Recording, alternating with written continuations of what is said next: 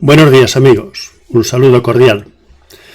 Hablo hoy de algo fuera de programa, porque creo que lo merece. Se trata del proceso de Galileo, del que se cumplió aniversario el pasado 22 de junio, o sea, anteayer. Porque en esa fecha, 22 de junio de 1633, siglo XVII, se dictó sentencia condenatoria contra este científico, contra Galileo. Es lo que ha llegado a ser el caso Galileo. Una prueba, según muchos, de la oposición, de la guerra entre la ciencia empírica o la ciencia en general y la fe católica.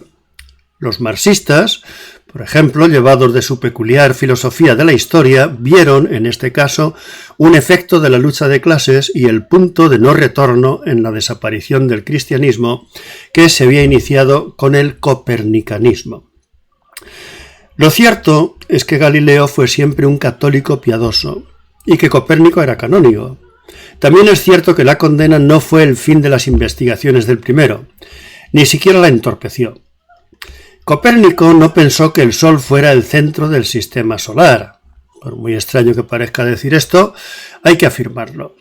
En su construcción teórica era una hipótesis, que una vez aceptada en calidad de hipótesis, simplificaba los cálculos que había que hacer para conocer las posiciones, velocidades y trayectorias de los planetas. Cosa que ya se venía haciendo con pulcritud siguiendo la construcción tolemaica, que fue en verdad una de las más altas cumbres del intelecto humano. La propuesta de Copérnico fue quizá el primer ejemplo de positivismo de la ciencia y la filosofía modernas. Los matemáticos la aceptaron en cuanto la conocieron. ¿Qué importa si el Sol está realmente en el centro o no lo está? Lo que importa es calcular de la manera más simple posible. Abandono de la realidad en aras del cálculo. En eso consistió la propuesta. No obstante, a pesar de lo que he dicho, cabe pensar que Copérnico sí aceptó que su modelo correspondía a la realidad, pese a que en el prólogo de su libro advertía de su carácter hipotético. Un prólogo que, hay que decirlo, fue escrito por Osiander, su editor. Pero si Copérnico lo creyó fue por motivos más místicos que matemáticos. Puesto que era pitagórico, debió pensar que el astro rey es el planeta rey al que le corresponde el lugar más digno del sistema y que a los demás les corresponde girar alrededor de él como cuerpos celestes de inferior categoría y nobleza.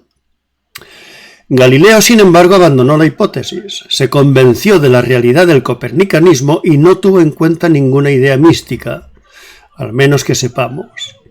Eso sucedió de forma evidente hacia el año 1610, cuando habían transcurrido más de 60 años de la publicación del De Revolutionibus Orbium Coelestium, sobre las revoluciones de los orbes celestes, de Copérnico, en 1543.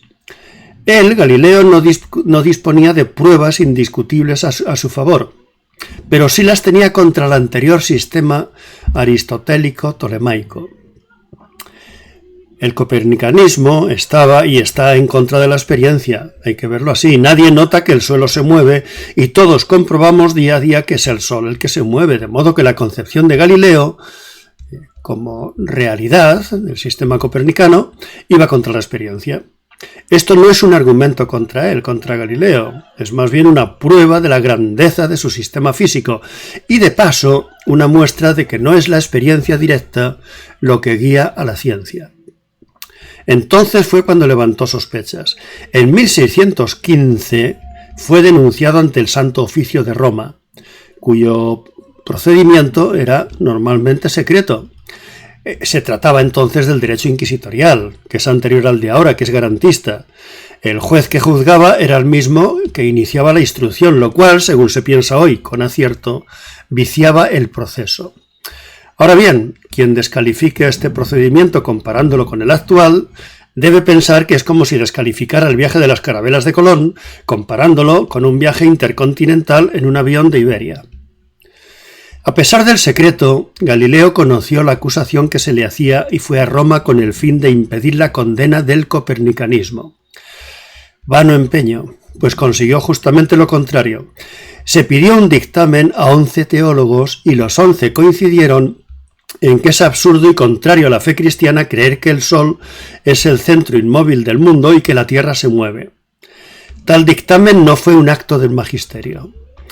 El 26 de febrero de 1616, Roberto Bellarmino, jesuita, cardenal, arzobispo e inquisidor, llamado martillo de herejes por su defensa de la fe católica en los tiempos convulsos de la Reforma Luterana y la Guerra de los 30 años, que colaboró en el Ratio Studiorum o Plan de Estudios de la Compañía, cuyos libros, junto con los de Francisco Suárez, ordenaron quemar los reyes de Francia e Inglaterra en la plaza pública de París y Londres por negar el derecho divino de los reyes, que fue nombrado doctor de la Iglesia en 1931 y cuyo nombre se usa para dar título a una cátedra cardenalicia desde Pablo VI, siendo titular de la misma Jorge Mario Bergoglio, también jesuita, elegido papa en 2013, Roberto Bellarmino, dio una amonestación privada pero oficial a Galileo el 5 de marzo de ese año, instándole a dejar el copernicanismo como realidad. Pero como hipótesis podía seguir cultivándolo. El libro de Copérnico además fue prohibido ese mismo año. Galileo obedeció. 7 años más tarde, en 1623, Urbano VIII, admirador y amigo de Galileo, fue nombrado papa. Galileo se confió y publicó 9 años más tarde su diálogo sobre los dos grandes sistemas del mundo. Los dos grandes sistemas eran el tolemaico y el copernicano. En el libro discutían 3 individuos, uno de nombre Simplicio, un aristotélico defensor del geocentrismo, otro llamado Salviati, un copernicano, y el tercero, Sagredo, hacía de moderador. Galileo fue acusado de faltar a su promesa de 1616, aunque no estaba del todo claro que en el libro se inclinara por el heliocentrismo. Quizá por eso, precisamente, porque no estaba claro. Que el personaje llamado Simplicio, que siempre queda mal en el libro, pareciera representar al Papa, no debió ayudarle mucho. Llamar al Papa Simplicio simple no es precisamente un acto de mucha cortesía, sino algo que se debe más bien al temperamento fogoso de Galileo.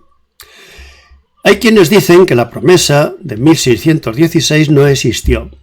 Pero esto no debe ser verdad, pues el mismo acusado deja constancia de ella cuando el 12 de abril de 1633 dijo en un interrogatorio que Bellarmino le había informado de que la opinión de Copérnico solo se podía sostener como hipótesis, tal como había hecho el mismo Copérnico, y que de ninguna manera podía sostenerse como realidad de las cosas del firmamento. En junio, el día 22, se dictó sentencia. Galileo fue condenado y tuvo que leer su retractación ante el tribunal. Dicho sea de paso, no es verdad que al acabar su lectura dijera por lo bajo «Epur si mueve», a pesar de todo se mueve.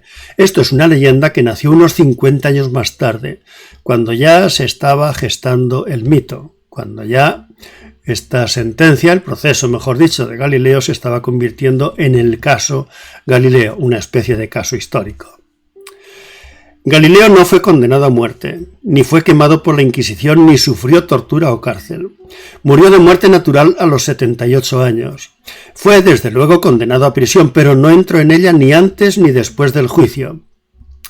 Al llegar a Roma, para el juicio se alojó en el Palazzo Firenze, mansión del embajador de Toscana, que existe en la actualidad, y es un bello palacio.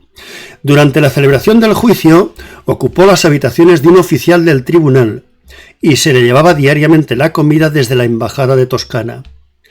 La condena a prisión fue conmutada por arresto domiciliario, que cumplió en la Villa Medici, una de las mejores villas actuales de Roma, que también era propiedad del gran duque de Toscana. Luego se trasladó al domicilio de Ascaso Piccolomini, arzobispo de Siena y gran amigo suyo, más tarde a Siena y por último a Gioiello en Florencia, donde siguió trabajando. A esta última época pertenece sus discursos y demostraciones en torno a 2 nuevas ciencias, que publicó en 1638 y es su obra más importante.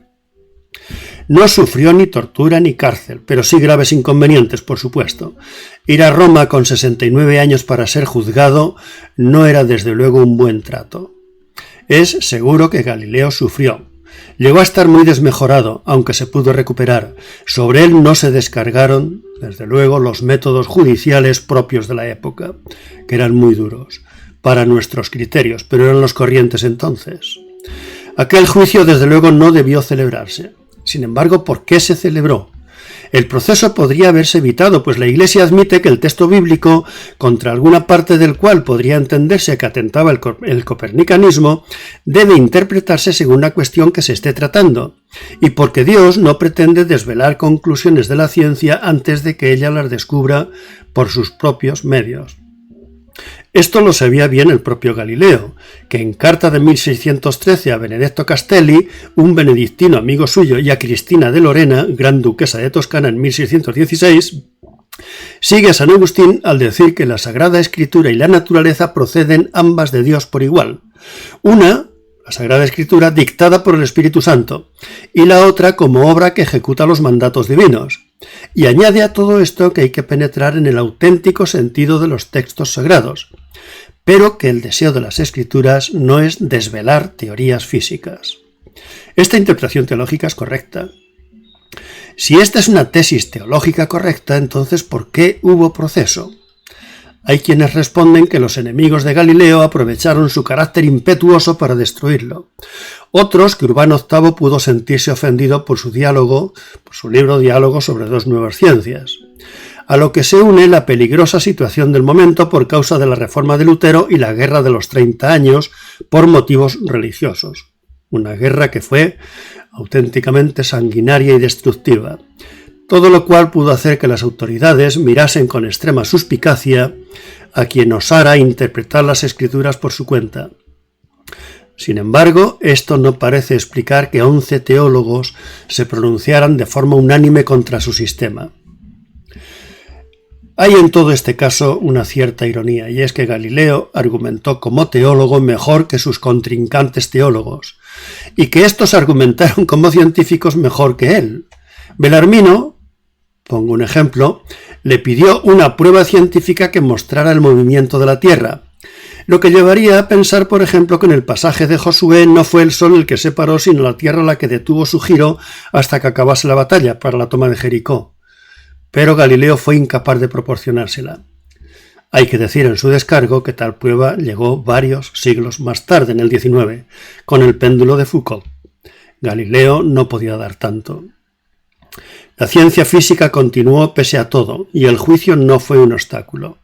El propio Galileo, Descartes, con algunos miedos, Newton, sin ninguno, y otros siguieron adelante con sus estudios e investigaciones. Y para acabar, conviene saber, por último, que considerando la realidad de las cosas, como parece que hizo Galileo, ni el Sol ni la Tierra están en reposo ni están en el centro. Los movimientos son relativos, como nos ha enseñado la física que comenzó precisamente Galileo. Sin embargo, para el estudio del sistema solar, es preferible considerar al Sol en el centro inmóvil y a los planetas con la Tierra moviéndose alrededor de él. Pero bien sabemos todos que el Sol en el centro, junto con todos los planetas, gira y se mueve a lo largo de la galaxia. Y esto es todo lo que quería contarles, amigos. Espero haber aclarado algún extremo a propósito del proceso de Galileo y haber servido, aunque sea un poquito, para desmitificar este proceso. Hasta otro momento. Un saludo cordial.